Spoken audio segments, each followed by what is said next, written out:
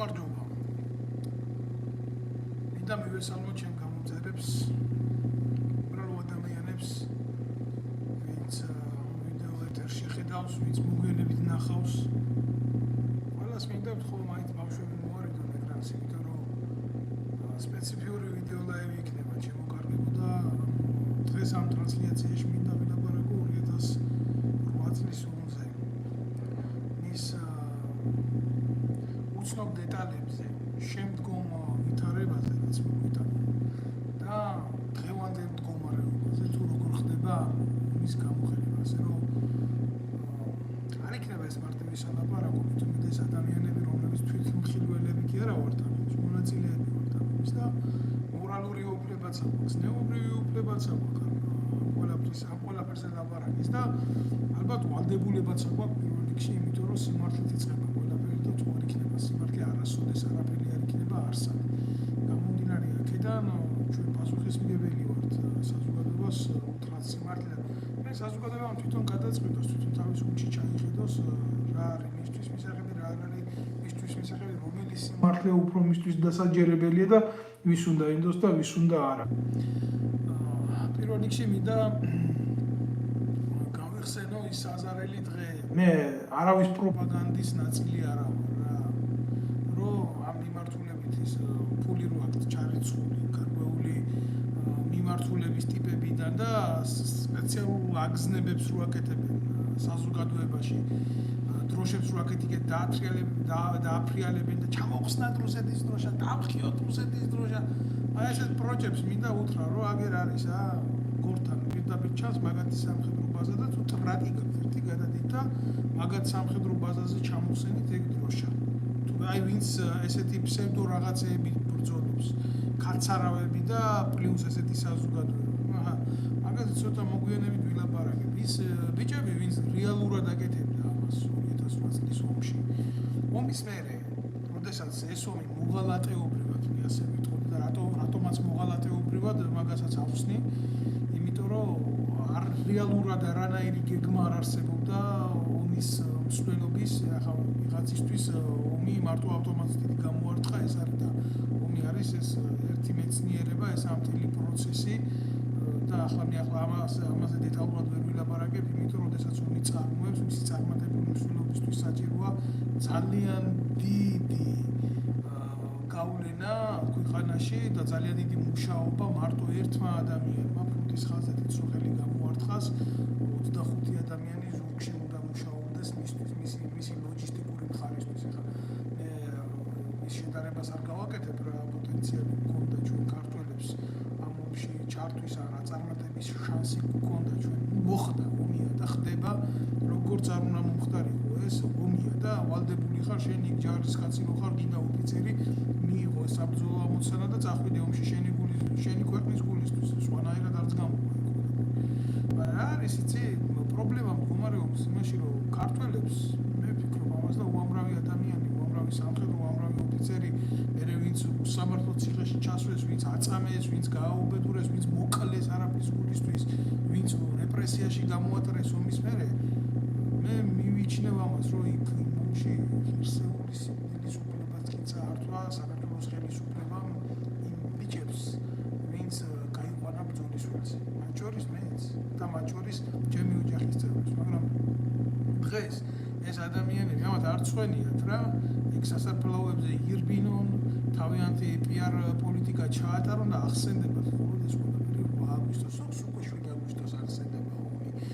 არ ვიცი, ახლა ეს მაგათ სინდისე იყოს თუ საერთოდ არსებობს ესეთი გრძნობა, რას ქვია სინდისი, მაგრამ მე რატომღაც მაშინ მახსენდება ეგეთი რაღაცა, რომ უმზადებოდა ქაოსი, კრიმინალური, ესა ყველაფერი კრიმინალური დამოკიდებულია, იმიტომ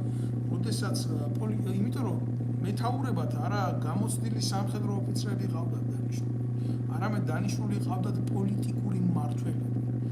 მათი ამოცანა იყო, ბრიგადის მეთაურის ამოცანა იყო, რომ სეიფში ქონოდა $3000 ფული და ნებისმიერ დროს ისე განეკარგა ეს მას როგორც უნდა. ჯარში იყო კონსპირაცია, ურთიერთჩაშვება, მამაძაღლობა და დანარჩენი ეს ყველაფერი მიდიოდა შეერაღებული ძალების აღზრდა არასწორად. მისი გაწვრთნა არ არის ის, რომ მხოლოდ იარაღი მიცე და 24 საათის განმავლობაში თუნდაც სადილის დროს ან დილის საუზმის დროს აყურებიო ეს სამხედრო ფილმები და მის თავში შეიყვანო აგრესია. შენ რობოტად არავინ არ მოგცა უფლება გაზარდო ჯარისკაცს. შენ უნდა მიაწოდო მას სახელმწიფოებრივი აღზრდა უნდა მისცე, რომელიც ამ ხელისუფლებისთვისაც, დღევანდელისთვისაც და წინამდებარისთვისაც ეს იყოს საშიში, იმიტომ რომ თუ მოქალაქე გაიზრდება, მithumetes თუ ძალოვანი უწყების ჯარისკაცი, როგორც სახელმწიფო მოხელე, ის წარმოადგენდა თავისთავად პრობლემას დღევანდელი და წინამდებარე ხელისუფლებისთვის. ამიტომ ეს ადამიანები ძნიდნენ ძალას რობოტებს, ან უბრალოდ ზომბებს და ან უბრალოდ გაჭირვებული ხალხით სარგებლობდნენ, რომელსაც უბრალოდ სხვა გამოსავალი არ ჰქონდა, რომ წასულიყო და ჯარში ემსახურებოდა. ტოტალური უსახურობის სივრცე იყო და მე ამ პატრიოტიზმზე თამაშობდნენ.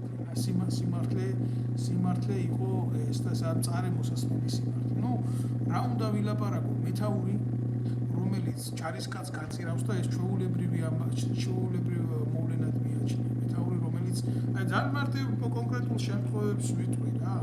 მე პირადად საომარი მოქმედება როგორც ასეთი ნახე მაშინ სენაკის ბაზაზე მსახურობდი 22-690 ნაწილი იყო საზეიმო სარაკეტო დანაყოფი და პირველი დარტყმა რუსულმა ავიაციამ მოგვაყენა შუაღამისას.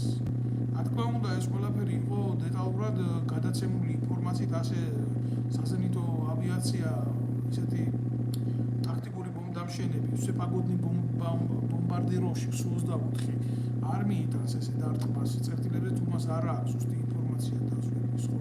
თავიდან ბოლომდე ავითომ ამათ რო შეეკითხო ყველაფერი წესრიგში ჰქონდათ, მაგრამ ჯერ მათი აშენებული ბაზები იყო საქართველოში და დეტალურად იცოდნენ სად, როგორ, რანაირად, რა ვითარებაში რა მოხდებოდა რა. და მიიტანა წერტილოვანი დარტყმა. იმ წუთში, იმ ღამეს იქ ხალხი დაიღუპა. და ისეთი ბიჭები დაიღუპნენ საერთოდ ამ მსხლევადი ასკოლკებიც ანუ ანასხლეტები ჭურვის ნამსხვრევებიც არ ჰქონდა ზოგს მოტყული, იმიტომ წნევიდან ჰქონდათ ყურები გახეთქილი. მე არასოდეს არ დამავიწყდება ის ღამე და ეს იყო საზარელი განც და ეს იყო ამის გააზრება ძალიან რთულია რა. ეს მხოლოდ და მხოლოდ უფლის წყალობით. მე ერთადერთი რაღაცა მახსენდება, როდესაც ამ კონკრეტული ნაწილის მეთაურმა ბულბულა ერქვა სამხედრო შტაბის უფროს. სამხედრო ნაწილის შტაბის უფროს და ბულბულა რატო ერქვა, იცი? მე მინდა რომ მოსახლეობა კარგად დაინახოს რა ვისთან მქონდა და ვისით ვიხავით წარმოდგენილი. უშუალოდ ეს ყველაზე კარგი შემთხვევა იყო რა. საკუთარ ტელეფონში ჩაწერდა საკუთარ შვიდის სტვინგო და მე ამას იდებდა ყურზე და ამ ყველაფერს ტკბებოდა და პირადმა შემადგენლობამ შეარყვა და ეს ადამიანები ვინც ვიხავით მის დაქვემდებარებაში ჯერ ერთი სულ 3 კაცი დავრჩით ბაზაზე დანარჩენი ყველა სახლში სენაკის ვისაცაც სახლები დაგირავებიო იქ წავიდა და იქ დაიძინეთ 3 კაცი დავრჩით ბაზაზე და თვითონ პირველი გავარდა და ბაზა რო დაიმბომბა ეს 3 კაცი ვიყავით მარტო ადგილზე იმ კონკრეტული ქვედანაყოფიდან თუ არა იქ ბრიგადის შემადგენლობიდან რეზერვი ზედად რეზერვი დაიღუპა იმიტომ რეზერვი იხდიდა თავს და მაგ რეზერვზე სულ მოგვიანებით ვილაპარაკეთ ეს იყო საოცარ ყველას მინდა პატივი ვიცი აქედან და მოვიკითხო და ჩავეხუტო გულში იმიტომ რომ რა მნიშვნელობა აქვს შენ რეზერვისტი იქნები თუ ვინ იქნები რიგითი საქართველოს მოქალაქეც კი ისე იყო გულანთებულა და მოსული ზოგი რომ ერთი სული ქონდა თავისი წვლილი შეიტანა მიუხედავად პოლიტიკური რეჟიმისა და პოლიტიკური სიტუაციის და პოზიციების მაგრამ არ მიეცათ ამ ბიჭებს უფლება რა მოღალატეობრივად იქნა ესენი ყველაფერი ჯერ მოათრიეს ყვითელი ავტობუსები ვის დახავს ომის დროს პირდაპირ სამიზნეებად გაჩენილი ეგრეთ წოდებული ყვითელი ავტობუსები და უამრავი მათგანი ჯარში არ ნამსახურები, უამრავი მათგანი ფულის გათეთრების მსხვერპლი, რაც უხმა გაიარა ეგრეთ წოდებულმა რეზერვმა, რა შეკრება გაიარა და დააყუდეს ეს ბიჭები სამიზნეებად და დაარტყა იმ რუსულმა ავიაციამ და თავის საქმე გააკეთა ეს მოწინააღმდეგეა მტერია და მისი ამოცანა გადანადგუროს. იმისთვის შენ ამას ვერ გააგრიდიკებ. ოფში უნდა გქონდეს იმის საშუალება, რომ შენ მტერი გაანადგურო, მოიგერიო ყველაზე მცირე და მერე მიიტანო კონტრშეტევა. მაგაზე ახლა არ დავიწყებ ლაპარაკს ეს უფრო ტაქტიკის და სტრატეგიის საკითხია და ოპერატიული ხელოვნების მაგრამ ჩვენ რა რეალობასაც შევეჯახეთ ეს იყო რა ამხელა თვითმფრინავები გამონადგურებლები საშით რეალები ჩემი ყველაზე დიდი უბედურება რა არის იცი სამხედროს როდესაც უყურებ შენი მოწინააღმდეგე შენ როგორ გერევა განადგურებს ძალით გჯობია განაგონებით გჯობია არამედ ძალით გჯობია და შენ ვერაფერს ვერ აკეთებ იმის საწინააღმდეგოდ რომ ის გაანადგურო რა და ამ დროს უკრაინიდან ნაყიდი ეგრეთ წოდებული უკემერთი საჰაერო თავდაცვის სისტემა მილიონებად ღირებული ერთი დანიშნულების გათვლის ასე რომ ვთქვა რა შეძენა, ანუ ერთი ტანკი შეძენა საჰაერო თავდაცვის 2 მილიონ ევროზე მეტი დაჯდა ჯერ კიდევ 2800 მონაცემები. ესეთი 9 ტანკი გათიშული იყო და ერთ-ერთმა საბრძოლო მოქმედებების ჩართვა ვერ შეძლო და რატო ვერ შეძლო იცით? წინა დღისით ვასახელებ რა ამ კონკრეტული სამხედრო ნაწილის მეთაური იყო თემურ შენგელია, ხოლო საჰაერო თავდაცვის ბრიგადის მეთაური იყო ვინმე ურიდია. ეს საზიზღარი ადამიანები რა, ესენი იყვნენ ბაჩუ ახალაიას მამის ძმაკაცები. და ეს ფული იყო გათეთრებული, მე თქვენ აგიხსნით. ჯერეთი ასეთი რაღაც არ ხდება, რომ ომის წინა დღეს, ომი ხო ერთ დღეში არ იწყება და თავდება არსებობს დაზვერვის ინფორმაცია, არსებობს პოლიტიკური არხები, არსებობს მზაობის სხვადასხვა დონეები, ეს ასე არ ხდება ხალხურად. როგორ უნდა მოუვა წინ ტანკებს აუზები და მათ ვერ შეძლებს სამშვიდობო საომარ მოქმედებში თავდაცვით ღონისძიებაში ვერ შეძლეს ჩართვა და მონაწილეობის მიღება. ეს იყო ხალატი, ოფიციალური ხალატი გაკეთებული რუსეთის შპიონაჟის, კლასიკური შპიონაჟის და კლასიკური საბოტაჟის ქვეშ. ამას უნდა კარგად შეფასება და ამ პროცესებს უნდა კარგად აკმახა. ჯერ ერთია, არ ვიცი ქართული ოცნებიდან, ამას ცოტა მოგვიანებით შევეხები, რომ ომის გამოძიება უნდა შედგეს. რა უნდა შედგეს, ბიჭო? ვინ უნდა გამოიძიოს ეს ომის შედეგები? ყველა კრიმინალი მეთაური, ყველა მამაძაღლი და ყველა ნაძირალა თქვენს მიერ, ქართული ოცნების მიერ იქნა დაწინაურებული თანამდებობრივად, დღესაც არიან იქ ის დეზინფორმატორები, ის ლაჩრები, ის მამაძაღლები, ვინც ნაცების დროს ჯერ კიდე ღალატი გააკეთა, შუა უშუალოდ ომის დროს და მერე კიდე რეპრესიებს ეწეოდა ნაცმოძრაობის დროს პირველ შემადგენლობას. ამას ცოტა მოგვიანებით ვილაპარაკებთ. ნაწილის მეთაურმა პირად შემადგენლობაზე ომის დროს ჯერ ხო როდა ბომბეს იქ ის ამიკაცი ამას ყველაფერს გაიხსენებს, ეს დაწერილიცაა, გადაცემულია პროკურატურაზე, არავის არაფერი არ გაუკეთებია. შუა დღემდე შემოსვლა სანამ ორჯერ არ დაგუბომბეს და სანამ გამანადგურებლები, აი როგორ გითხრათ, მეორე სართული დაახლოებით რა იყო, ტიპი 9 სართულიანის მეორე სართული, აი ასეთ დაბალ სიმაღლეს ესა ალვის ხეების ნახევარიც არის რა. დადიოდა ესე და ეძებდა სად რა, როგორანაირად დაერტყეს, ფაქტიურად სადაზვერვო ამოცანას აკეთებდა, არა საბრძოლო მუშაობას ეწეოდა იქ რა. აი ესე საკუთარი ხმით ახდენდა დემორალიზირებას იქაურობის რუსული ავიაცია. სენაკში ამას გაიხსენებს ყველა რა. მოვიდა მეთაური ადგილზე და ამბობს ესეთ რაღაცას, რომ მე იარაღს ვერ გავცემ, იმიტომ რომ საიარაღო ოთახის გასაღები მეთაურს გაყვა ფრონტზე და მე ამას ვერ გავტეხავ. ამიტომ მოდის ინფორმაცია ჩვენამდე. რუსი ამდენ კილომეტრშია, რუსი ამდენ კილომეტრშია, რუსი ბაზას მოუახლოვდა. იარაღს არ სცემს პირად შემადგენლობაზე. ტყვედ გვაბარებდა, რუსულ ქვედანაყოფს ეს დეტამოთხრა. ტყვედ გვაბარებდა ეს მოღალატე. და ესეთი ადამიანი ხან თურქულად ლაპარაკობდა ტელეფონზე, ხან რუსულად ლაპარაკობდა და მე არ ვიცი ვის ელაპარაკებოდა.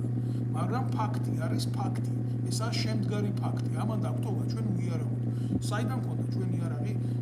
ნახევარმა რეზერვმა პირველი დაბომბვის დღეს ეს პირადი შეიარაღება რაც იყო, ტყვიამფრქვევები, ხელის ტყვიამფრქვევები, ჩვეულებრივ პეკას ტიპის პულიმეტები, ყველაფერი გადაღარა და ორი ოფიცერი, ვისაც მე გავიხსენებ, ეს იყო პოლკოვნიკი, ვიცე-პოლკოვნიკი გაიოზ მოსეშვილი და ეს იყო გოჩა ლეკვეიშვილი, ვინც ეს იარაღი მე მათთან ერთად ავხიკე, უпростоად გოჩა ლეკვეიშვილთან ერთად და პიკაპის ტიპის სამხედრო მანქანებზე ვაყრევიებდი მას იმას, რომ ვიღაცას ეს ყველაფერი არ გაეზიდა და არ წაიღო, ეს მილიონების ქონება.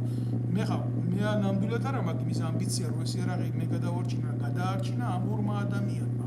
და არა მარტო ესენი გადაარჩინა, არამედ მანქანები, მსუბუქი შეიარაღება, იმ ნაწილზე, საავიაციო ნაწილებზე რიცხული საიდუმლო ქონება, კომპიუტერების ჩიპებში მოთავსებული მასალა პირადი შემადგენლობის დემოგრაფიული მონაცემების შესახებ, ასე სამხედრო მონაცემების შესახებ, ყველაფერი ეს მასალა ამ ხალხმა გაიტანა მასიდან რა.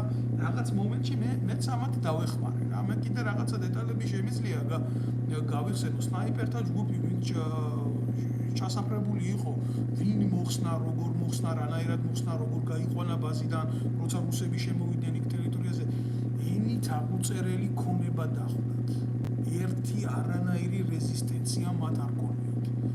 როგორ ექნებოდათ რეზისტენცია მეთაურმა ერთადერთი მაგარო მორიგე მორიგე ვიყავი, მაშინ იყო რა თქმა უნდა მორიგეს აქ იარაღი, ეს იყო გადათვალეთ 25 ნაბიჯი 25 ნაბიჯის იქეთ კაც ვერ მოგეშელება ფაქტიურად იმას მომაკვდინებელი ძალა მე უკვე 25 ნაბიჯი რა წინააღმდეგობა გინდა გაუწიო მოწინააღმდეგის ბეტერს ესა ჯავშან ტრანსპორტიონი რომელსაც უზარმაზარი გეშეკადებს თავზე ტყვიამფრქვევი და რომელსაც შეუძლია საავიაციო მიზნებს გაუხსნას ცეცხლი ყველაზე მცირე ამოსვლა ამაზე ახლა საუბარი რა არის ცით გულის ამრევია ჩვენ იქ ვიბომბებოდით ჩვენ გვიწევდა საბრძოლო ამოცანის შესრულება ერთი როგორია რა დაბომბილია მთელი ბაზა ომი მიმდინარეობს ცხინვალის მიმართულებით იბომბება კოპიტნარზე კიდე გადავალ სანკე იქ რა ღალატი გააკეთეს და პლუს ამას ხდება ესეთი მომენტები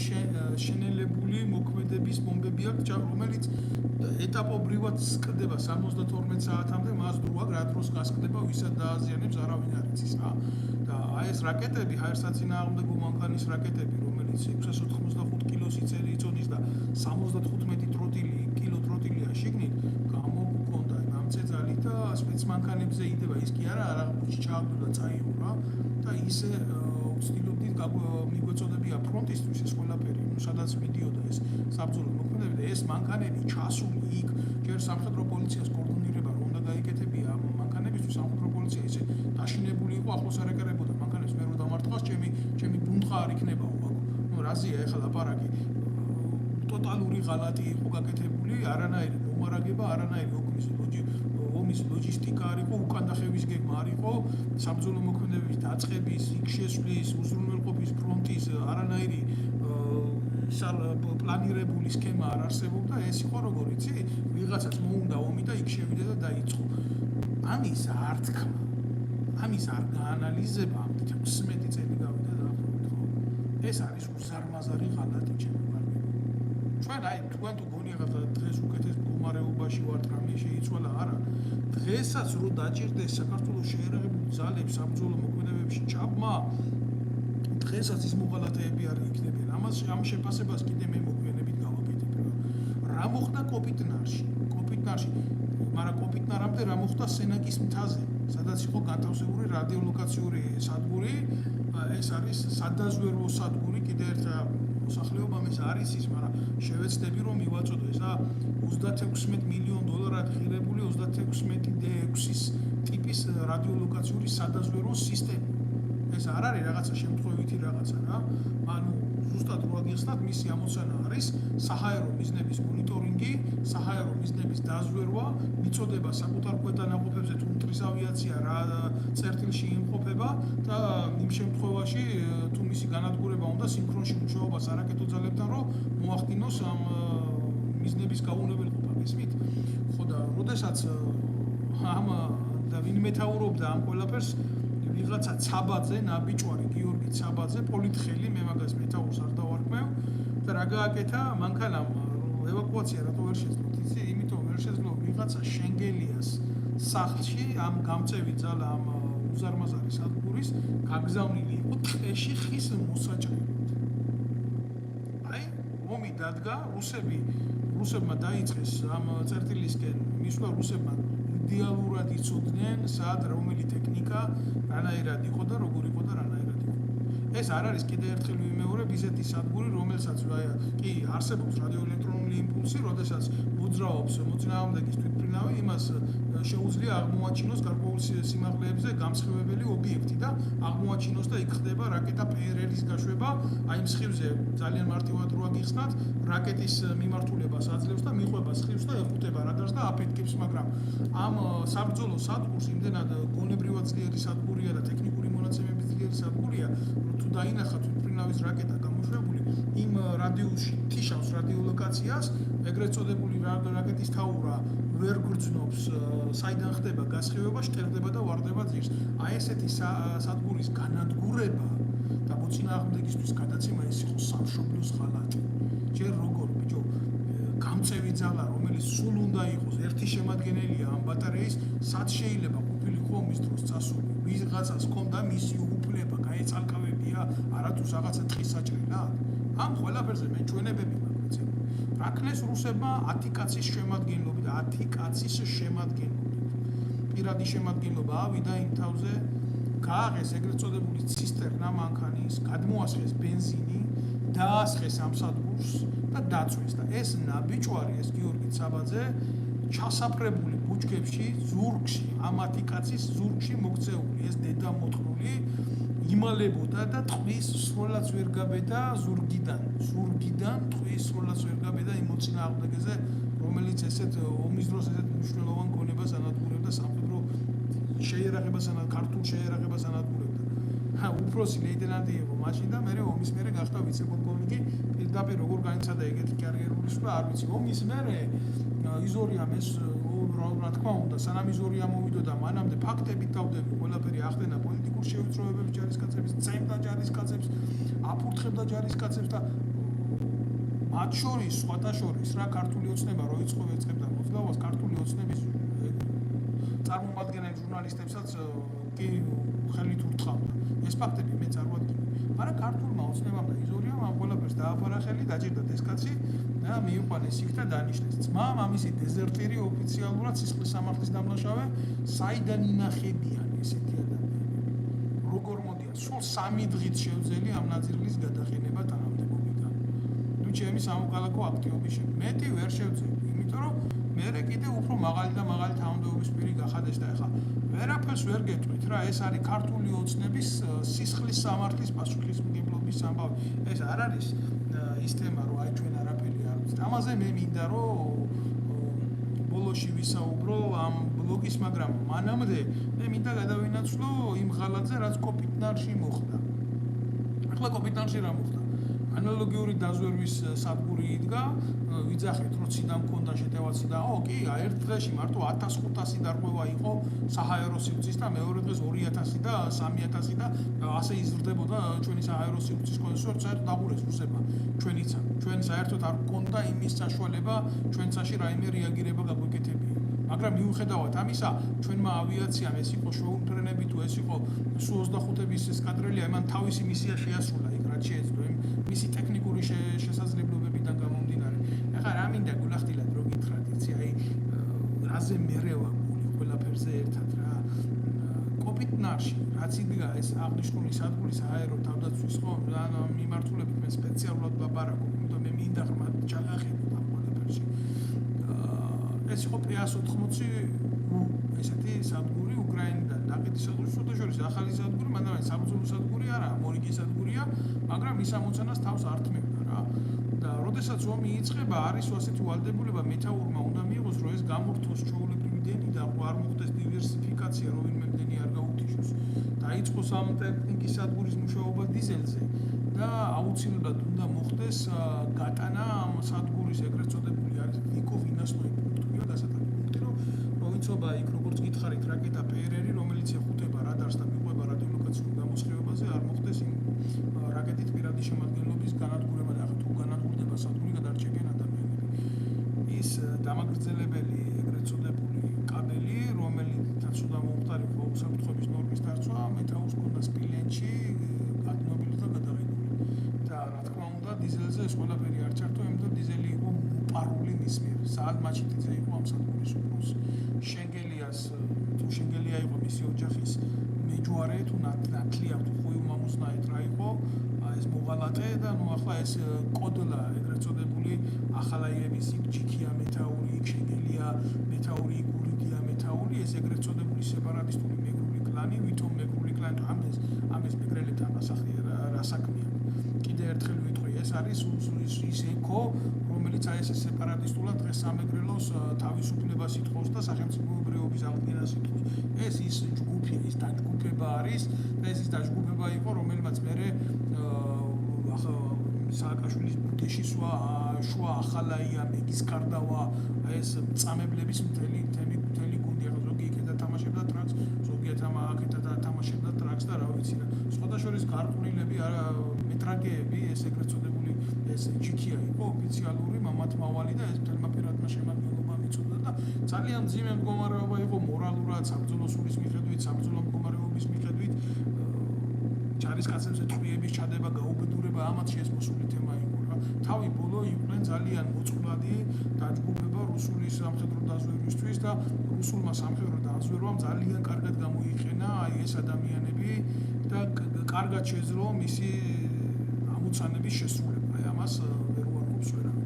ეხლა თავარი რა მინდა რომ თქვა რა, როდესაც საქართველოსა დაიხურა ჩვენ და იქ ბიჭი დაიღუპა სხვათა შორის კოპიტნარში, იმიტომ რომ მოხდა ენით გაუგონარი ფაქტი, როდესაც საბრძოლო მუშაობა მიმდინარეობდა, რუსებმა დაინახეს ეს სადგური, მისი დანახვა არ არის, იმიტომ ძალიან ძლიერ გამოსხივებას იძლევა აერში და 50 კილომეტრიდან წამოვიდა რუსების ბომბდამშენი და კიდე გაუმართლა პირად შემადგენლობას, რომ ბომბდამშენი იყო და არ იყო თქვა ისტრიბიტელ გზაგადამჭრელი როგორც ასეთი, რომელსაც შეეძლო რაკეტა გაიშვა ამ სადგურის მიმართულებით. არსებობს საჰაერო თავდაცვის ომში ბრძოლა გრძელდება სულ 19 წამი. 19 წლის მანძილზე ან შენ მას ანადგურებ, ან შენ ის განადგურებს, ან მიმდინარეობს მიზნების განცალკევება. სხვანაირ შემთხვევაში ეს თემა არ გრძელდება დიდი ხანი. ეს არის სიცოცხლის თამაში. 19 წამია დათვალეთ, არაფერი არ არსებობს რა. ალბათ შეიძლება თანამედროვეობაში კიდე ეს დრო უფრო შემცირებულია რა. აი დაინახე გაანადგურე, ესეთი ომი მიდის, მეტი არაფერი. მოწინააღმდეგეს ვერც უყურებ, პულტზე მიდის ეს ომი, მეტი კი არაფერი. მთელი უბედურება რა არის, 50 კილომეტრში რო დაინახა იმან ეს სადგური, იმან დაიწყო ამ მიმართულებით წამოსვლა, მაგრამ ავიაციის ტაქტიკის მიხედვით, რომ ამ სადგურს არ აღმოეჩინა შემდეგი მისი გადაადგილება საჰაერო სივრცეში, იმ რადიოლოკაციური კვალსუძახი იყო, მოახდინა სიმაღლის დაკარგვა და წამოვიდა რელიეფის გასწვრივ. მას აქვს ესეთი ტექნიკური მონაცემები და უკვე რომ მოუახლოვდა კოპიტნარის ბაზას დაახლოებით ეს 15 კილომეტრში, მან დაიწყო სიმაღლის აღება, აი ეს ზევით სიმაღლის აღება და როდესაც მიაღწია სათანადო სიმაღლეს, მან უკვე იცოდა სად მდებარეობდა სადგური და გააკეთა პიკირება. ეს არის პიკირებაზე უკვე იწყებს საბრძოლო მუშაობას. კიდევ ერთხელ ვიტყვი, რომ ქონდა ბომბები და არ ქონდა რაკეტა, რომელიც არის მიზანზე გამომშვები რაკეტა, რომელიც პირდაპირ გაანადგურებდა უპრობლემოდ. იმან შეეძლო რაკეტა ეჭვლა და თვითონ სხვა ტრაექტორიაზე წასულიყო. დაბომბა აღნიშნული სადგური, დაბომბა მე არ ვიცი ესეთი დაბომბა ტყვია რო ესრულო მიზანში, შეიძლება 25 მეტრში ისე ვერ გაარტყა, აი ესეთი ტონიანი ბომბები როგორ დააყარეს ამ პატარა სადგურს თავზე და ესე ზუსტად როგორ დააყარეს, ძალიან მაღალი პროფესიონალიზმით დაიბომბა. ერთი ბომბაც რო აფეთქე, ბომბას ვამბობ თუ არა, ბომბა 5 კილოიანი ბომბები კი არა, 500 კილოიანი ბომბა, ტონიანი ბომბები, ნაკლები არ ყოფილა რა. 7-8 ბომბა დააყარეს აღნიშნულ სადგურს. საზიზღრობა იყო. პრობლემა და ბედის ირონია რაში მდგომარეობდა რა, როდესაც ბიჭებმა შეხედეს რა პირადმა შემადგენლობამ, რომ აი ესე უკვე ბომბავდა სადგურს, იცვლებული გახდნენ, რომ დაეტოვებიათ სადგური და უმისამართოდ გაქცეულიყვნენ და ბადრი ბასილაძე ჯარისკაცი რა, მძღოლი ამ მანქანების მძღოლი მექანიკოსი ჩაწვა იმ სადგურში, მის ირგვლივ ეს ბიჭები დაწვნენ სადგურში ტრაქტორის მიერ გათხრილ თხრილში და ბომბა 500 კილოიანი ბომბა დაეცა წელში დაეცა 500 კილოიანი ბომბა ამბის და ბომბა არ აფეთქდა გასხრესად, რომ ბომბა რო აფეთქებულიყო, მთელ პირად შემადგენლობას მოკლავდა ბატონი. ხოლოდ რა თქმა უნდა ზედატანი ნახეს ამ ბიჭის, მეტი ვერაფერი ვერ ნახეს და ტელეფონი ნახეს მისი და ეგ იყო რა, სამწუხაროდ დარჩა მეუღლე, შვილი არ ყოლია და ეს წოდები ყველაფერი მისი მეთაურის კისერზე და ამ ყველაფერს მე დეტალურად არ წავყვები, ის გვერდზე ვინც იყო, იმისაც ძვალი შეესო ლოყაში, მისცეს медали საბრძოლო დამსახურებისთვის, ის გვარიც ვიცი ყველაფერი ვიცი, მაგრამ ახლა ლაპარაკო აქედან არ არის. სისხლის სამართლის საქმე იყო აღსაძრავი და ისაც მიიღო ჩვეულებრივად მეთაურობა ამ ყველაფერზე სამართალში, მაგრამ არ არსებობს ქვეყანაში სამხედრო პროკურატურა, არ არსებობს არაფერი და ხოცები ახლა ყვერიან დღეს რომ თურმე ნაცმოძრაობა უნდა გაასამართლო კი არა, ომის მერე წაგებულ ომში გმირის წოდებები დაარიგეს აკეთა, რა სიმაღლეები გააკეთეს, იმას თუ არ შეერწყვა ჯერ რა, რომ ის გააკეთა, რომ მეგობრის ძვალი ლოყაში შერჩობილის გულისთვის медали აიღო საბრძოლო იარა. მე მაგალითად ესეთი რაღაცა შევცვლებოდა. ადამიანებს ახლა ეს ყველაფერი ხო კიდე შეეკითხეს რა გინდაო, ამან უთხრა ბინა მინდაო და ბინას ვერ მოგცემთო და მოკლედ ეს медали კონდეს საბრძოლო იარა. და მისცეს საბრძოლო იარა მეგობრის ძვალი ლო შეესო ლოყაში ამის გულისთვის. მიჭირს სხვა თემაზე ლაპარაკი. პრობლემა არის ის, რომ საერთოდ სინქრონში, როდესაც ესეთი ბომბირება ხდება ისი რა ქვია, აეროპორტის, ხო? იქ იყო გვერდზე ეს ეგრეთ წოდებული სადგური ბუკემერც უძახიან მაგას და მაგას უნდა მოეხდინა მიზანზე გასროლა, მაგრამ სამწუხაროდ შეეშინდათ, ჩაიჯვეს სრულიად სიტყვის მნიშვნელობით, გამორთეს ეს სადგური, არ მოახდინეს მასზე რაკეტის გასროლა, ის რაკეტა რო გასროლილი იყო, შანსი არ იყო რა, ეს ბიჭები მაინც გადარჩებოდნენ იქ და შეგვაშინდაო რა, როგორც მე გავიგე, ეგეზე ითქვა, რომ აკნო ჩვენ რო გვესროლადო, ჩვენ უნდა მიგვეზიდაო ეს კეთილმოწყობილები და რა მნიშვნელობა კეთილმოწყობილობა გაცდვა კეთილმოწყობილობა. ეს არის სილაჯრე, რომელსაც არანაირი გამოძიება რეალობაში არ მოხდია და წერტილი. ესა ხალათ მერე ომის მერე გავიდნენ იმის მაგივრად რომ რამე გაკეთებული იყო ადგენენ და სალიარკა ჩამოასხეს მანქანებიდან და იქურდეს და მერე მთელი ესე რა ქვია 14 თვე იმას წერდნენ ომის მერე აი ამდენი იმუშავა სადგურმა ამდენი იმუშავა და ჩამოყარეს სოჩიკი შევარდნაძის მეთოდით აი ეს მოხდა სააკაშვილის დროს აი ესეთ ხალათს ჰქონდა ადგილი ახლა რაც შეეხება უშუალოდ ავიაციას რა უნდა გაეკეთებია ქართულ ავიაციას მე ვიღაცას მოსწონს ვიღაცები ვიღაცას არ მოსწონს მაგრამ სიმართლე უნდა ითქვას კაცო ჩემი ლექტორი იყო სამხედრო აკადემიაში მე მასწავლდა ესეთი ადამიანი დავით გუგულაშვილი ძალიან გამოცდილი სამხედრო მრინავი ვეტერანი ამ ესკადრელი მეთაური პირადად მოახდინა გაფრენა როგორია რა სათუნდა როგორ უნდა რა გულით უნდა ჩაჯდე გამანადო სულ 25-ში რაც არ უნდა მოდერნიზირებული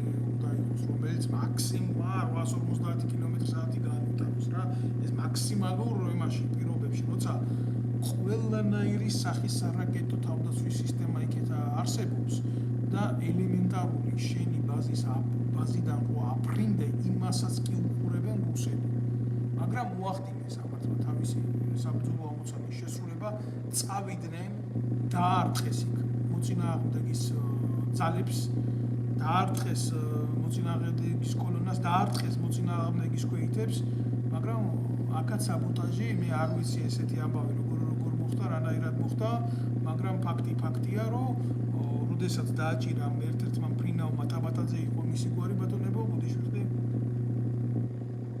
როდესაც მიზანზე უნდა და ბომბების დაყრა ეგრეთ წოდებულმა შალგებმა არ გაიშალა და შალგები არის რასაც ბომბები უკავია კვებით და იძულებული გახდა ეს მფრინავი ამ საბრძოლო ტვირთით დაბრუნებულიყო კობინარის სამხედრო ბაზაზე და დაბრუნდა ძალიან დიდი რისკის ქვეშ იმიტომ რომ შენ რომ მიცემული გაქვს კომანდა იმისთვის რომ ბომბები დაყაროს და ეს ბომბები არ დაიყარა ნებისმიერ დროს ვიბრაციის დროს ეს შეიძლება დავარდეს დაჯდომის დროს იმაზე რა ქვია საფრენ-ზოლზე და გასკდე თავის ბომბებიანად და ყველაფერად მე ვფიქრობ რომ ეს არ არის შეულებრივი ამბავი მილიონების ქონება იყო დახარჯული ფული იყო მილიონები დახარჯული რომ მომხდარიყო ესეთი ჯერ ერთი მფრინავები შენახვა არის მე მეორე სამხედრო ტექნიკის შენახვა არის სააკაშვილის რო კითხო ყველაფერი იდეალურად კეთდებოდა და ეგ ტექნიკა იყო ნაყიდი და იარაღი იყო არაფერი ნაყიდი არ იყო სააკაშვილს ყავდა თავისი მრჩეველი ამერიკელი ცაირუს ყოფილი აგენტი თუ ბებერი ზუსტად ვერ გეტყვით ამას მაგრამ ფაქტი ის არის რომ ყიდულობდა იარაღს და შემდეგ ფოთის გავლით აგზავნიდა სირიაში და ყიდიდა აი რითი იყო დაკავებული შემდეგ ამერიკაში ის ბატონი დაიჭირეს მისცეს 50 წელი სააკაშვილის კრეს ტრაქში პანჭური გამოაგდეს აქეთ მითუ არის რომ ხმარაუნი ამერიკას ესიერა რაც ციხეში სააკაშვილი იმიტომ რომ სირიაში მის ინტერესებს ეწინააღმდეგებოდა ასადის რეჟიმზე ყიდდა იარაღს და საქართველოს დაადოს იარაღზე ემბარგო მითო ვერ ყიდულობდით ჩვენ მაღალი კლასის იარაღს რატომ არ ვლაპარაკობთ ამას რისი გამოძიება უნდა კოცებს რა არ ვიცი ამ კოცებმა სინამდვილეში მდგომარეობს ჩვენ ყავდა ეგრეთ წოდებული კრაკადილები რაც შეეხება შოუმფრენებს ამას მეთაურობდა სოსო სურაული ომის დროს კაცი რომელიც მე ავიაცია რო დაშელა ხიდაშელმა კოცების მიერ თავდაცვის მინისტრად დანიშნულმა ხიდაშელმა იძულებული გახადა ესეთი პროფესიონალი ხალხო შეიარაღებული ძალებიდან წასულიყო შეიარაღებული ძალებიდან კაცი გააგდეს ბიჭო. შეიარაღებული ძალებიდან გააგდეს სოსო ოსურაული და წავიდა აფრიკაში, კონგოში და კონგოში ზანგებმა მოკლე ტყეში ჩამოვარდნილი, იმიტომ რომ დაზიანებული იყო თვითმფრინავი, მოახდინა დაშვება ამ თვითმფრინავის და მე ევაჭრებოდნენ კოცებს, გადაიხადეთ მილიონი და წაიყვანეთ თქვენი მოკალაგე და მფრინავი, კოცებმა მილიონი არ გადაიხადეს და ადგენდა სტეჭკინით გაუხურდეს თავის სოსოს და მოკლეს. აი ამ სოსო ოსურაულმა ერთი ბატალიონი და რამდენი კაცი ამ კოცებო ბატალიონში თქვენი დამოწყვილებო რა, ალყიდან იხსნა 2008 წლის ომის დროს. ალყიდან. თქვენ ბიჭო ომის დროს ყველა ეგერი დეკი წინერხიდან და გარბოდით, რომ როდის დამთავრდებოდა ომი, რომ თუ დამთავრდებოდა უკან შემოდიოდით და ამან რკინის ნიანგში ჩაჯდომა მოახერხა, რა იკადრა, რას გაყვა, როგორ გაყვა ამ რელიეფს შუა გაგანია ომში, როცა ამ შოუმფრენებს ნებისმიერი რუსული გამანადგურებელი რო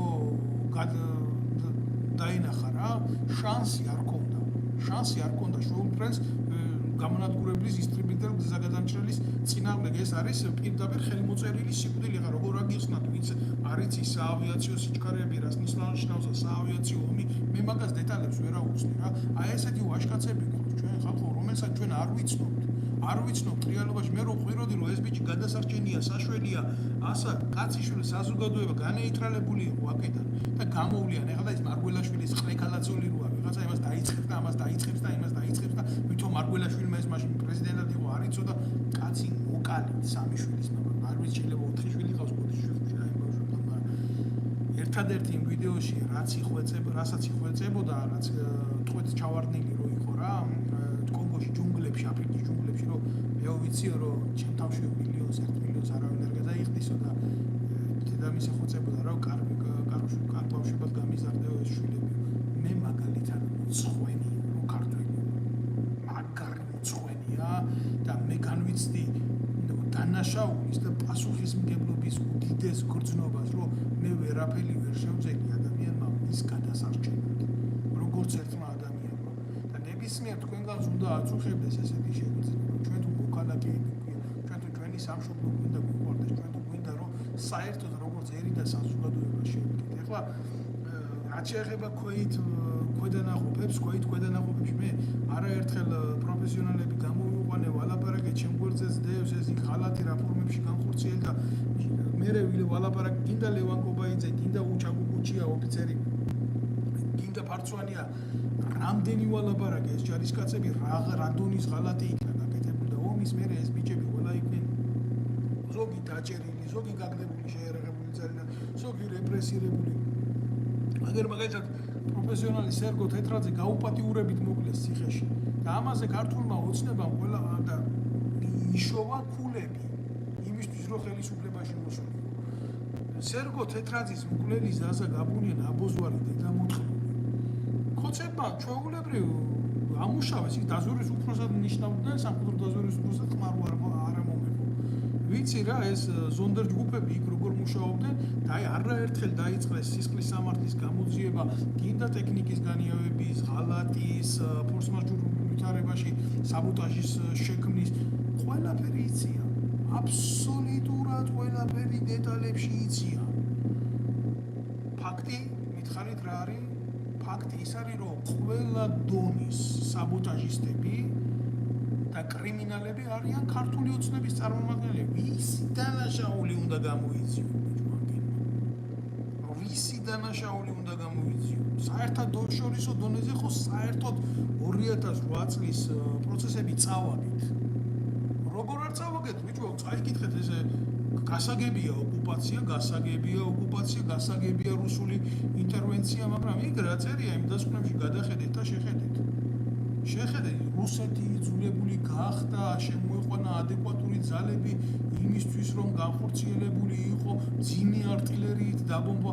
ესეთი რაღაცები წერია საერთაშორისო დასკვნებში, რომელსაც ევროდასკვნა, ევროკომისია და ასე შემდეგ და ასე. ჩვენ მოსახლეობას ერთი მხრით ვაცნობთ ამას ყველაფერს რა. შენ თუ ტრაკი არ აგაგბიზია ნებისმიერ პროვოკაციას სათანადო პასუხი გააცე, მაშინ ხელისუფლება ხელში რატომ იკავია? მაშინ შერი ერი პროვოკაციაზე რატომ იკავს? სააკაშვილის მიმართულებით ვიძახი ამას. მოხდა რომ რუსეთი ასეთია, გავიგეთ რომ რუსეთი ასეთია. მაგრამ შენ ხო უნდა გქონდეს მეტი სახელმწიფოებრივი შეგნება, მაგრამ ერთის არის კონსპირანტები იყვნენ მიხეილ სააკაშვილის მთავრობა და ეს მთავრობა ხელისუფლება მინიმუმ სამჯერ მოიყვანა ოპოზიციაში. რომ არა ბიძინა ივანიშვილის ეგრეთ წოდებული მახინჯი პოლიტიკა იმისი რომ მე თუ არა ბაბაია მოვა, ესენი საქართველოში დღეს პოლიტიკა იქნებოდა გაცილებით ჯანსაღი, რეალისტური და სწორი შეხედულებების, იმიტომ რომ საქართველოს ყავს ის ახალგაზრდები, რომლებსაც შეეძლოთ კონკურენტუნარიანი გარემო შექმნა, ურთიერთგაგება შეეძლოთ, საზოგადოებრივი თანხმობის მიღწევა შეეძლო ამ ახალგაზრდობას, ზიზღი იყო ნაკლები მათში. არა, ყოველთვის ხდება რაღაცით გაღიზიანება, ამ ახალგაზრდების ცუდად გამოყენება, აი რუსული დროშა აქ ჩამოხსნათ, რუსული დროშა აქ ჩამოხსნათ, თქვენი დედა შევეცი, აგერაგალ 200 მეტრში და მიდით და ჩამოხსენით ერთი იმ სამხედრო ბაზიდან, ტრაკი გაქვთ. თუ ტრაკი არ აგავთ, ტრაკს ნუ ატამაშებთ. ეგ არის სიმართლე რა, მე არ მინახია იქ არც ერთი დღეს, არც კაც არავა იმ რუსების ფილმებში რო ღებულობდა მონაწილეობას და გულახდილად გეუბნებით რა. მე რაც არ უნდა მქონდეს ნეგატიური პოზიცია კაცარავას მიმართ, მე 1000 წელი არ დავუჭერ მხარს იმას, რაც ეგრეთ წოდებულ აქციებზე ფიზიკური ძალადობით ამას სახელმწიფომ დამართა. ესაა დანაშაული, ეს დასაჯელია, მაგრამ მე ანალოგიურად ვიტყვი, კაცარავას ქმედება და არა მარტო კაცარავას ქმედება, კაცარავასნაირების ქმედება, ეს არის სისხლის სამართლის დანაშაული. ეს არის ქვეყნის პროვოკაციულ მომენტში ჩაბმა. ამასაც კი არ მიცა ქართულმა ოცნებამ სისხლის სამართლებრივის შეფასება. არა, იმიტომ რომ ამათი სპეცსამსახური მარტო ბიძინა ივანიშვილის ქონებას იცავს და სამაგიეროდ რა გააკეთეს? გალახეს ძალმომრეულად. ვითომ სახელმწიფო კი არა, ატომური გაერთიანება იკავოთ ხელში. ყველას მინდა ვთხოვო, რომ გააზიაროს ეს ვიდეო და ვინც უყურებს, მოიწონოს და ანახოს და მისცეს საშუალება რომ სხვასაც ანახოს, იმიტომ რომ ძალიან მაგრად მიჭირს მე ამ ყველაფრის გავრცელება და მიტანა საზოგადოებამდე ამ ინფორმაციის. ეხლა რა მინდა კიდე რო რაზე მინდა ვილაპარაკო რა. ეს მოღალატეები ყველა წამოჭიმული თანამდებობაზე პროკურატურა კოლაბორაციაში ბიძინა ივანიშვილთან ელოდება იმის ეგრეთ წოდებულ ბრძანებას, როდის დაიწყოს ამ თემის აღროლება, გეუბნებით ხალხო, თვეობით მკითხავდა პროკურატურა და თვეობით მეუბნებოდა რა როგორ რანაირად თვეობით მიწევდა ამ ხალხისთვის. მე მარტო კი არა, უბრალოდ იმ ადამიანებს, ვინც ვიყავით მოწმე, ვისად როგორ რანაირად რა დააშავა ქვეყნის წინაშე ომის დროს. გეუბნებით მე ასეთი რაღაც არ მინახია რა. ერთი ქმედება ამ შესწავლების მერე, რომ დამდგარი იყო რეაგირება, რომ ამ ერთ ქმედებაზე ყოფილიყო განაჩენი თუნდაც სასამართლოში წესით დაყენებული, ესეთი შემთხვევა არ არსებობს. ომი იქნა თავიდან ბოლომდე გაправებული ნაციონალური მოძრაობისთვის. და რაცება რა გააკეთეს, იცი? აი ზიარაღი, ჩვენ რომ და ბევრს რო ეგონა რომ რუსებმა წაიღეს და ასეც რო გაწერეს, მე რომ რუსებმა წაიღეს რა, ადგნენ გამოიტანეს თვითონ ბაზიდან ამათ მოუერლობებმა და მიწაში ჩაფლეს და დააწერეს რომ რუსებმა წაიღეს. და დღეს და ხვალ რო დაჭირდეს ნაციონალურ მოძრაობას იარაღი, იმ იარაღს ამოიღებენ მიწიდან და იმითი დაიბრუნებენ ხელისუფლებას. აი ეს არის ის ჭეშმარიტი რეალობა, ვისაც დღეს არ უნდა ამ რეალობას ჩახედოს თვალებში. რუსები გასაგებია ვინ არიან, მაგრამ ესენი არიან რუსებზე დიდი მტრები ჩვენი საზოგადოებისთვის რა. და ჩვენ სამწუხაროდ გაჯანსაღება, აზრზე მოსვლა, უკეთეს მოხდა ომი, გასაგებია მოხდა ომი, მაგრამ რაღაცა ჯგუფმა, რომელსაც უწუ სახელმწიფოს არ დაარქვა, ხო უნდა შეძლოს ომის შემდეგ აანალიზდება ყველა პრობლემა. თუნდაც წაგების მიზეზი. სად არის? რა გააკეთა საქართველოს თავდაცვის სამინისტრო?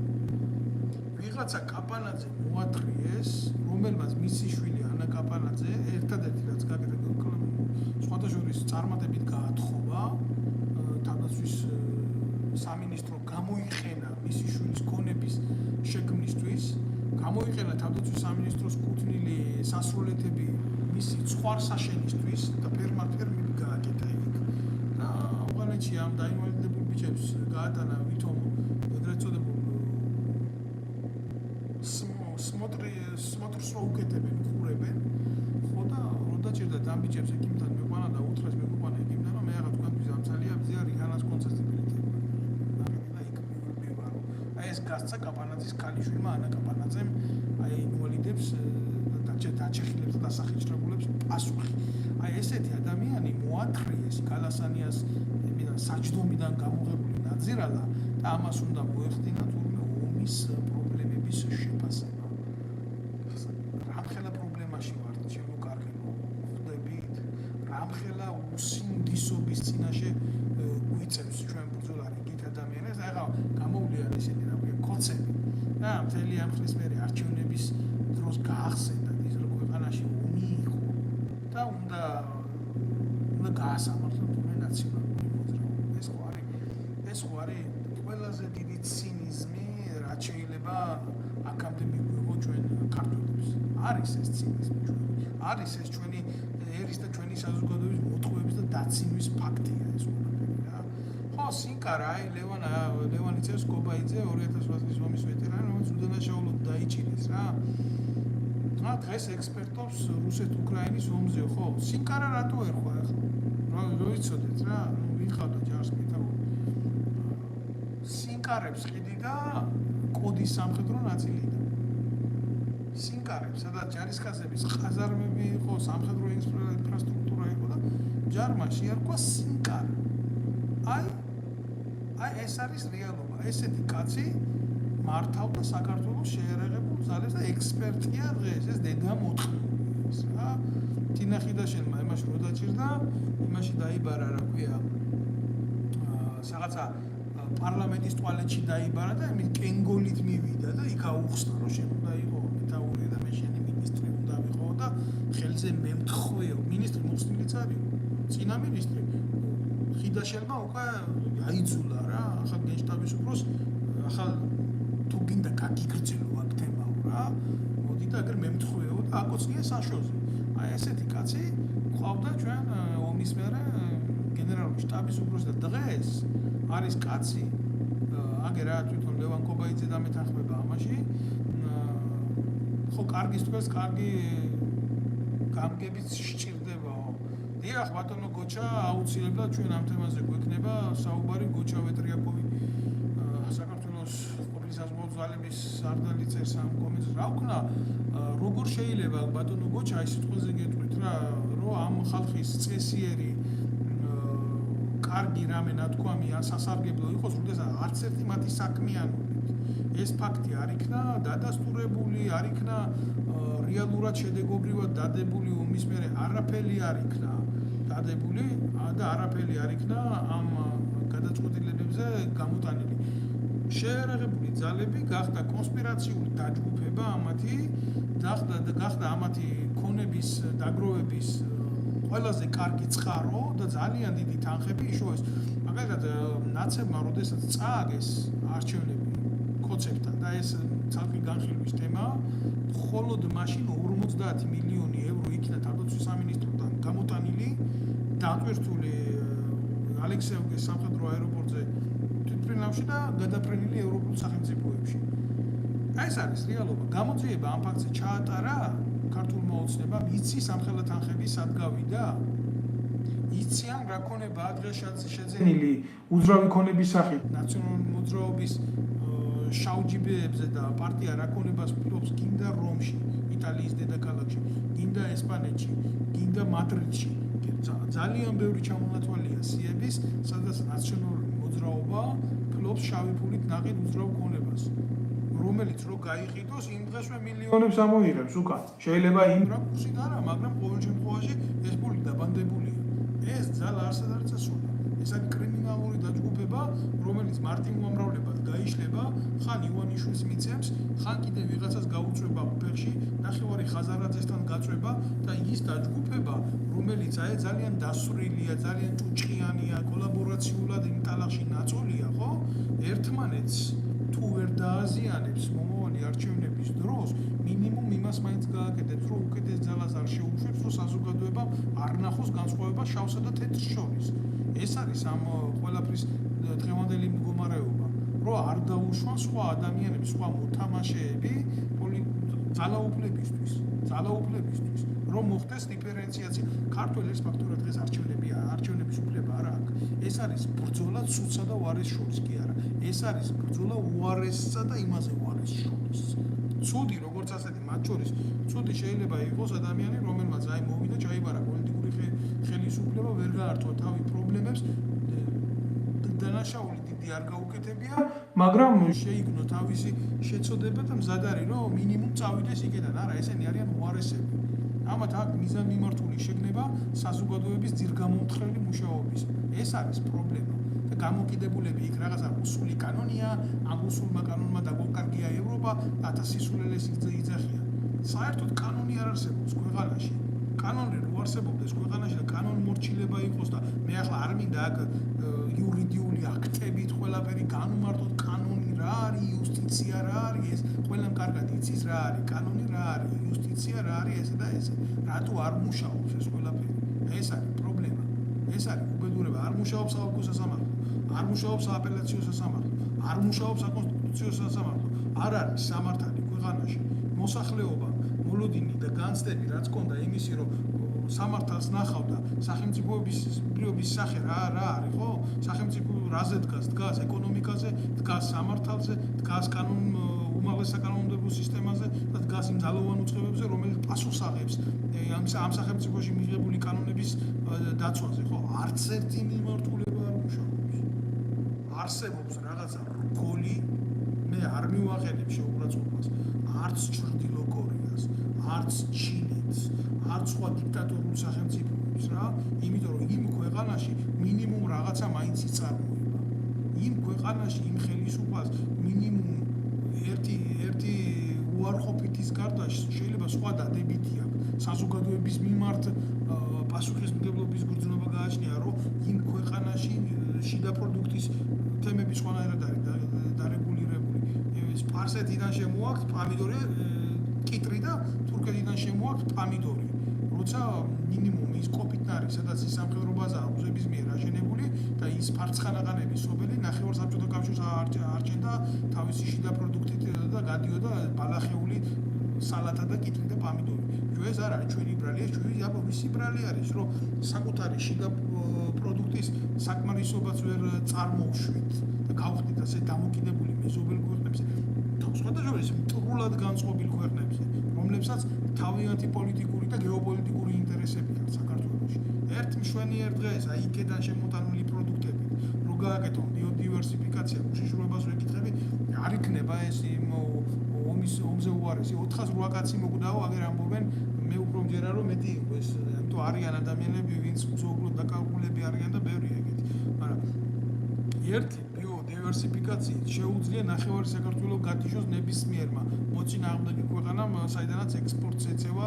დღეს ჩვენი ქვეყანა პასუხისმგებლობას ვინ იღებს ამ ყველაფერზე არავინ იმიტომ რომ რეალობაში კი მოხდა ხელისუფლების ცვლილება როგორც ასეთი მაგრამ აი ესეთი ფორმით რომ მომხდარიყო ცვლილება უკეთესობისკენ წასულიყო ყველაფერი ესეთი რაღაცა არ მოხდა პირიქით წამოვიდა ყველაფერი სიცუდისკენ და დღეს ეს ცუდი ტიპები უარესები მაპატიეთ ამათ მე ცუდს არ უზარ უარესები ვეუბნებიან რომ უნდა მოხდეს ომის დანაშაულებზე ლაპარაკი მოხდეს ომის დანაშაულებზე ლაპარაკი რატო არ მოხდეს ამდენი ხანიც უნდა მომხდარიყო მაგრამ დანაშაულის მფარველებზე როდის უნდა მოხდეს და სისხლის სამართლის გადაწყვეტილებების მიღება ვინ არის დღევანდელი პროკურორი ვინ შეცვალა შოთაძე იმის იქეთ კბილაშვილი იმის იქეთ კიდე ვიღაცა რუსეთთან ჩახუტებული ტიპ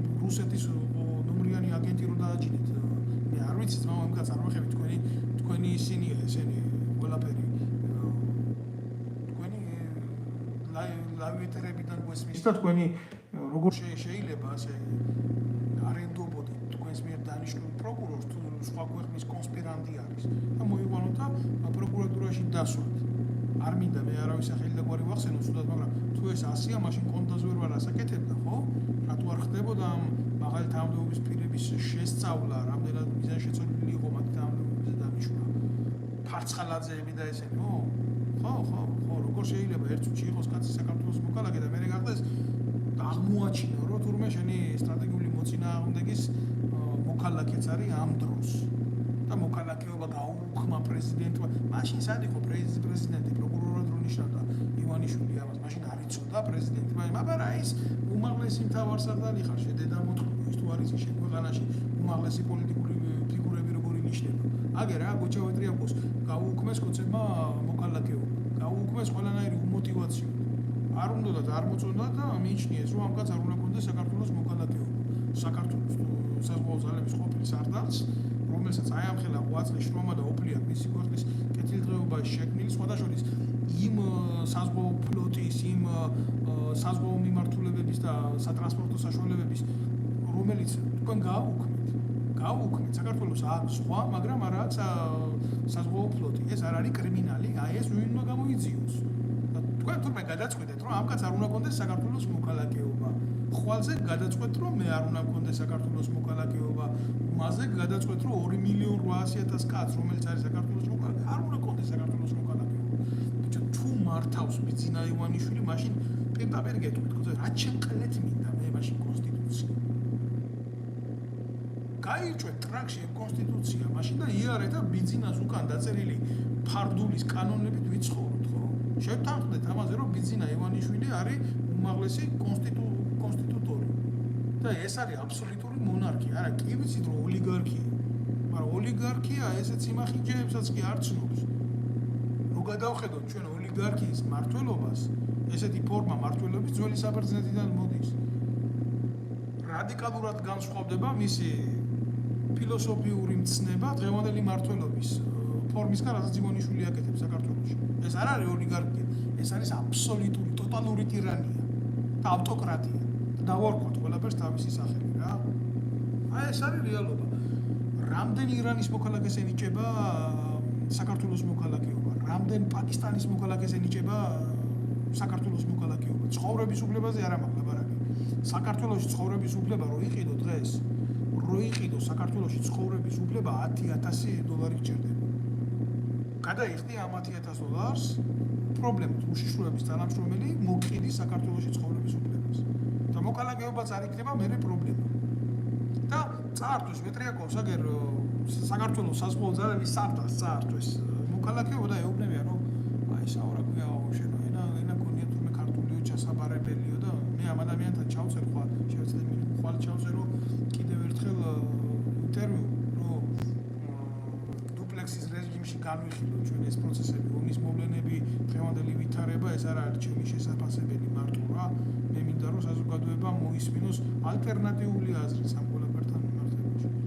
დღეს უბრალოდ რა არის წინ არ მქონდა დრო ამისი, მაგრამ დავჯექი და გავაკეთე ეს ყველაფერი იმიტომ რომ კობახიძეს უყურებ გამოდის და ამაზე ლაპარაკობს ეს უნდა გააკეთდეს, ის უნდა გააკეთდეს, ესენი უნდა შეფასდნენ კრიმინალებად. თქვენ რას აკეთებით? რა საქმიანობას ეწევით დაღუპულების მშობლებთან? გეკითხებით თქვენ? კაი კოცებს ვეკითხები რა. შეიძლება სხვა ეს ყველაფერი არ იცის, მაგრამ მე ხო ვიცი რა საქმიანობით ხარ თქვენ დაკავებული კოცები. თქვენ ბიჭო ხიდულობთ. თუ ვინმე დაღუპულის ოჯახის წევრი, აბა დავასაქმოთ. აბა კი, რა თქმა უნდა, რა სისულელეა.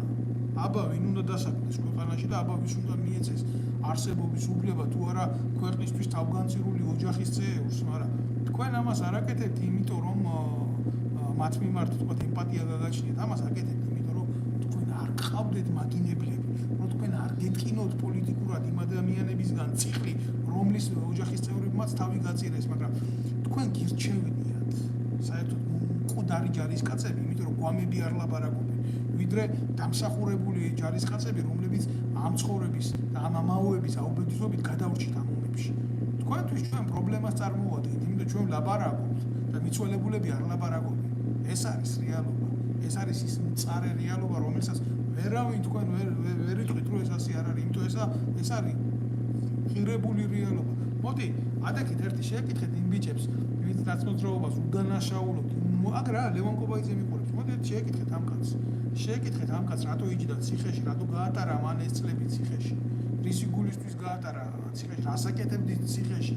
თუ ასე ცუდი იყო ნაციონალური მოძრაობა და კი ბატონო ცუდი იყო. რატომ ეს ხალხი დღეს ისე მუშაობს ციხეში, ისე მუშაობს თავდაცვის სამინისტროში.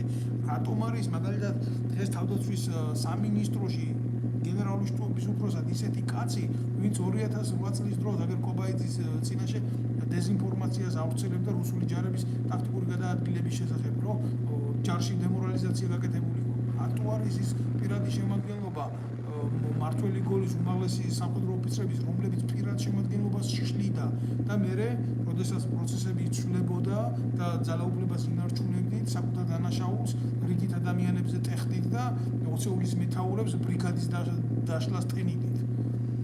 თქვენ კოცებო და თქვენი სასამართლო კოცებო და ნაცების სასამართლოც ასევე საბჭოთა კავშირის სასამართლოზე უფრო მძიმე, ბერიას სასამართლოზე უფრო მძიმე განაჩენებს იღებდით.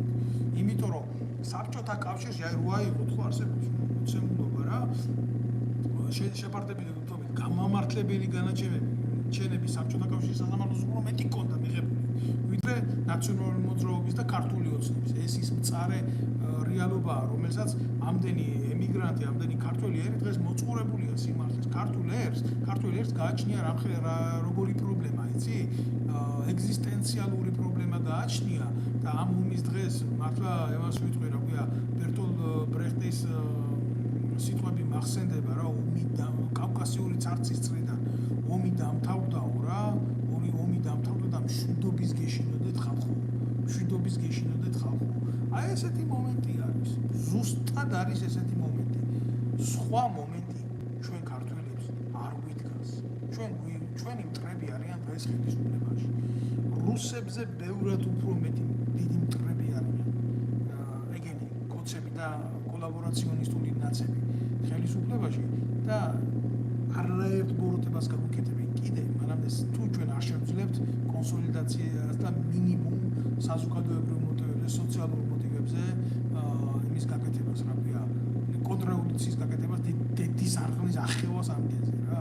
ბიძინა ივანიშვილის ქონება და იმ ფეოდალების ქონება, ეგენი არიან ჩვეულებრივი ფეოდალები, უნდა იქნას ჩამორთმეული, უნდა იქნას ნაციონალიზირებული და უნდა მოხდეს ქართველ ერზე გადაცემა ამ ბუნებრივი წიაღისეულის, ოქროს საბადოების, მიშიაკის საბადოების, მანგანუმის საბადოების დიდარი ქვეყანა ვართ. ჩვენ ძალიან დიდარი ქვეყანა ვართ და ვერც ერთი ოკუპანტი, ვერც ერთი ჩვენი გარემეზობელი იმხელა მტრობას, იმხელა ბოროტებას ჩვენ წინააღმდეგ ვერ გააკეთებდა, როგორც დღეს ამას აკეთებს ქართული ოცნება და როგორც ამას აკეთებდნენ ნაცები.